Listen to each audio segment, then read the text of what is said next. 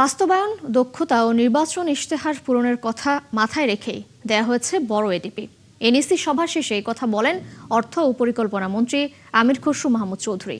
প্রধানমন্ত্রী তারেক রহমানের সভাপতিত্বে অনুষ্ঠিত এনইসির সভায় আসছে অর্থ বছরের জন্য রেকর্ড ৩ লাখ কোটি টাকার এডিপি অনুমোদন দেওয়া হয়, যা চলতি অর্থ বছরের সংশোধিত উন্নয়ন কর্মসূচি থেকে বাড়ানো হলো 50%।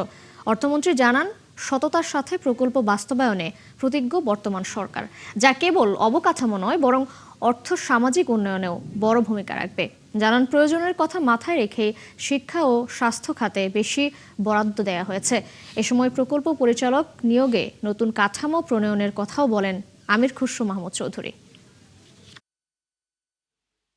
উচ্চবিলাস তো থাকতে হবে, উচ্চবিলাস না থাকলে আকাঙ্ক্ষা যদি বেশি না হয় উন্নয়নের দিকে তো যাওয়া যাবে না।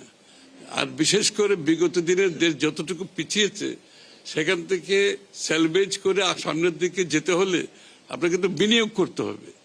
আপনি বিনিয়োগ না হলে প্রবৃদ্ধি হবে না, কর্মসংস্থান হবে না, দেশের উন্নয়ন হবে না। সুতরাং আমাদের সেই কনফিডেন্স আছে, আমরা সেটা বাস্তবায়ন করতে পারবো বিধায় আমরা প্রকল্প এত বড় একটা ডেভেলপমেন্ট বাজেট করেছি।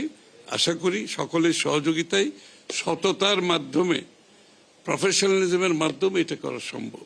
আপনার এটা হচ্ছে একটা গভর্নমেন্টের কমিটমেন্টের ব্যাপার, এবং আপনারা দেখতে পাচ্ছেন 3 মাসের মধ্যে একটি সরকার কতগুলো সিদ্ধান্ত দিয়েছে, কতগুলো সিদ্ধান্ত বাস্তবায়ন করেছে 3 মাসের মধ্যে।